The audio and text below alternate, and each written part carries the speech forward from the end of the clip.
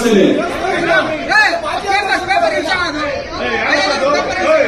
ಇದು ನಿಮ್ಮ ದೇವಸ್ಥಾನ, ಇಲ್ಲಿ ಬಂದ್ರೆ ಗೌರವದಿಂದ ನಾವು ಗೌರವದಿಂದ ಮಾತಾಡ್ತೀವಿ. ಈ ದೇವಸ್ಥಾನಕ್ಕೆ ನಿಮ್ ಕೃಷ್ಣಪ್ಪ ಅವರು ದುಡ್ಡು ಕೊಟ್ಟಿದ್ದಾರೆ ಕಟ್ಟಕ್ಕೆ. ಈಗ ಅದಕ್ಕೂ ಮುಂದೆ ನೀವು ಅವಮಾನ ಮಾಡ್ತೀವಿ, ಮಾಡಲ್ಲ. ಆದ್ರಿಂದ ಕೃಷ್ಣಪ್ಪ ಅವ್ರಿಗೆ ಎಷ್ಟು ವರ್ಷದಿಂದ ಗೊತ್ತು, MLA ಇಂದ ಗೊತ್ತಿರ್ಬೋದು. ಪ್ರಿಯಾ ಕೃಷ್ಣ ಎಷ್ಟು ದಿವಸದಿಂದ ಗೊತ್ತು, ನಾನು 50 ವರ್ಷದಿಂದ ಗೊತ್ತು ಕೃಷ್ಣಪ್ಪ. ಅವ್ರು ಏನ್ ಕೊಡುಗೆ ಅನ್ನೋದು ನನಗೂ ಸಹ ಗೊತ್ತಿದೆ, ಕಾಂಗ್ರೆಸ್ ಪಕ್ಷಕ್ಕೆ ಏನ್ ಕೊಟ್ಟಿದ್ದಾರೆ ಅಂತ ಹೇಳಿ. ಅದನ್ನ ಸಾವಿರಾರು ಹೇಳಿದ್ದಾರೆ ಕೇಳಿ. ಅದು ಬಿಟ್ಬಿಟ್ಟು ಸುಮ್ಮನೆ ಕೂಗಾಡ್ಕೊಂಡಿದ್ರೆ ಏನೂ ಆಗೋದಿಲ್ಲ. ಸಾವಧಾನ ಬಂದಿದ್ದೀರಿ, ನಿಮ್ ಪಕ್ಷದ ಕಚೇರಿ ಆರಾಮಾಗಿ ಕೂತ್ಕೊಳ್ಳಿ. ನೀವೆಲ್ಲ ಮಾತು ನಾನು ಕೇಳ್ತೀನಿ. ನಾವಿರೋದೇ ನಿಮ್ ಮಾತು ಕೇಳಕ್ಕೆ ನಿಮ್ಗೆ ಏನ್ ಅನುಕೂಲ ಆಗಿದೆ ಅದನ್ನು ಮಾಡಿ ಸರ್ವ ಪ್ರಯತ್ನ ಮಾಡ್ತೇವೆ. ಆದ್ರಿಂದ ಕೃಷ್ಣಪ್ಪ ಅವರಾಗಲಿ ಬೇ ಕೃಷ್ಣ ಆಗಲಿ ನನಗೇನು ಹೊಸದಲ್ಲ. ಅವ್ರಿಗೆ ಬಹಳ ಚೆನ್ನಾಗಿ ಗೊತ್ತಿದೆ. 50 ವರ್ಷ ಪರಿಚಯ. ನಾವು ಕೃಷ್ಣಪ್ಪ ಅವರು ಕಾಲೇಜಲ್ಲಿ ಇದ್ವಿ, ಒಂದೇ ಕಾಲೇಜಲ್ಲಿ ಓದೋರು ನಾವು, ರೇಣುಕಾಚಾರ್ಯ ಕಾಲೇಜಲ್ಲಿ. ಆದ್ರಿಂದ ಕೃಷ್ಣಪ್ಪ ಅವ್ರ ಬಗ್ಗೆ ನೀವೇನು ಹೇಳೋದು ಬೇಕಾಗಿಲ್ಲ. ಅನ್ಯಾಯ ಆಗಿದೆ ಇಲ್ಲ ಅಂತ ಹೇಳಿಲ್ಲ. ಎಲ್ರಿಗೂ ಸಹ ಆಸೆ ಇರುತ್ತೆ, MLA ಆದ್ಮೇಲೆ ನಾವು ಮಂತ್ರಿ ಆಗ್ಬೇಕು, ಮುಖ್ಯಮಂತ್ರಿ ಆಗ್ಬೇಕು ಅಂತ ಹೇಳಿ.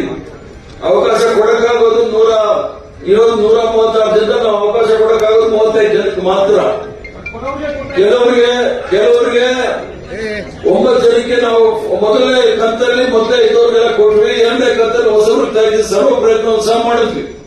ಆ ಕೃಷ್ಣಪ್ಪನವ್ರ ಹತ್ರ ನಾನು ಪ್ರತಿಯೊಂದು ಹೆಜ್ಜೆನಲ್ಲೂ ಸಹ ಹಂತದಲ್ಲೂ ಸಹ ನಾನು ಮಾತಾಡ್ತಾ ಇದ್ದೆ. ನೋಡಿ ಕೃಷ್ಣಪ್ಪ ಅವರಿಗೆ ನಡೀತಾ ಇದೆ, ಈಗ ಮಾತಾಡ್ತಾ ಇದ್ದೀವಿ, ನೋಡೋಣ, ಪ್ರಯತ್ನ ಮಾಡೋಣ, ನಿಮ್ಮ ಅದೃಷ್ಟ ಹೇಗಿದೆ, ದೇವರ ಅದೃಷ್ಟ, ದೇವರು ನೀವು ಆಶೀರ್ವಾದ ಎಷ್ಟಿದೆ ಅಂತ ಹೇಳಿ ಪ್ರಯತ್ನ ಮಾಡಂತ ಸರ್ವ ಪ್ರಯತ್ನವೂ ಸಹ ಮಾಡಿದ್ವಿ.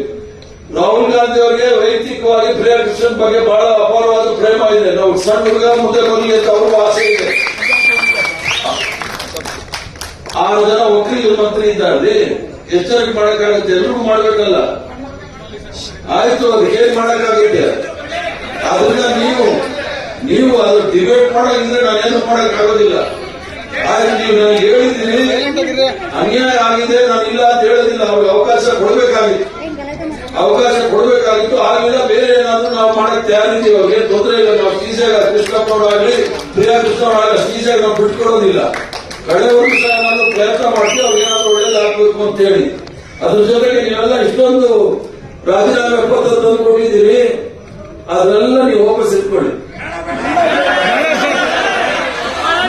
ಬೇಡ ಅಂದ್ರೆ ನೀವು ಕೃಷ್ಣಪ್ಪ ಏನು ಮಾಡಬೇಕು ಅಂತ ಮಾಡೋದು ಬೇಕಾಗಿಲ್ಲ ಅಂತ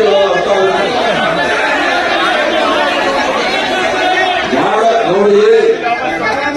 ಹೇಳ್ತೀನಿ ಕೇಳಿ. ನಾನು ಹರಿಪ್ರಸಾದ್, ನಾನಿದ್ರೆ ಮಾತ್ರ ಕಾಂಗ್ರೆಸ್ ಅಂತ ನಾನು ತಿಳ್ಕೊಂಡ್ರೆ, ನಾನೇನಾದ್ರೂ ರಾಜೀನಾಮೆ ಕೊಟ್ರೆ 100 ಜನ ಹರಿಪ್ರಸಾದ್ ತಯಾರಿರ್ತಾರೆ ಕೆಲಸ ಮಾಡಕ್ಕೆ.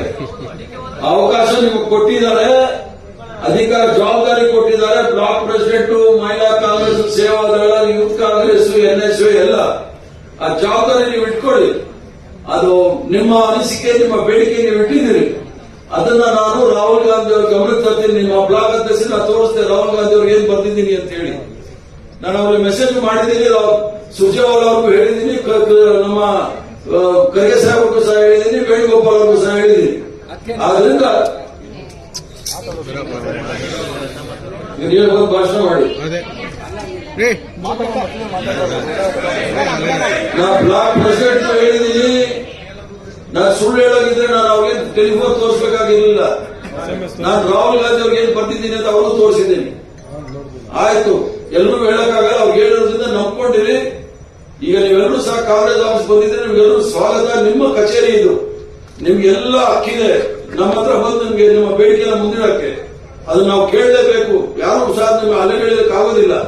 ಕಾಂಗ್ರೆಸ್ ಆಫೀಸ್ ಬಂದ ಮೇಲೆ ಅಷ್ಟೇ ಗೌರವ ಇದೆ. ಯಾಕಂದ್ರೆ ನಾವು ಇದನ್ನ ದೇವಸ್ಥಾನ ಅಂತ ತಿಳ್ಕೊಂಡಿರ್ತಕ್ಕಂಥದ್ದು. ನಿಮ್ಮ ಪ್ರಾರ್ಥನೆ, ನಿಮ್ಮ ಬೇಡಿಕೆ ಎಲ್ಲವೂ ಸಹ ಪುನಃ ನಾನು ವೇಣುಗೋಪಾಲ್ ಅವರಿಗೆ, ಮಲ್ಲಿಕಾರ್ಜುನ್ ಖರ್ಗೆ ಸಾಹೇಬ್ಗೆ, ರಾಹುಲ್ ಗಾಂಧಿ ಅವ್ರಿಗೆ ಹೇಳ್ತೀನಿ. ಮತ್ತೊಂದು ಹೇಳ್ತೀನಿ ಕೇಳಿ. ಪ್ರಿಯಾ ಕೃಷ್ಣನ್ಗೆ ಬಹಳ ವಯಸ್ಸಿದೆ, ಇನ್ನೂ 50 ವರ್ಷ ರಾಜಕಾರಣ ಮಾಡಬಹುದು ಅವರು. ಆದ್ರಿಂದ ನೀವೇನು ಯೋಚನೆ ಮಾಡಬೇಕಾಗಿಲ್ಲ. ಏನು ಯೋಚನೆ ಮಾಡಬೇಕಾದ್ರೆ ಒಳ್ಳೆ ಭವಿಷ್ಯ ಇದೆ. ಅದಕ್ಕೆ ನಮ್ಮ ಜವಾಬ್ದಾರಿ. ಕೃಷ್ಣಪ್ಪನವರು ನಮ್ಮ ತರ ಒಂದು ಲಾಸ್ಟ್ ಸ್ಟೇಜ್ ಅಲ್ಲಿ ಇದ್ದೀವಿ ನಾವು.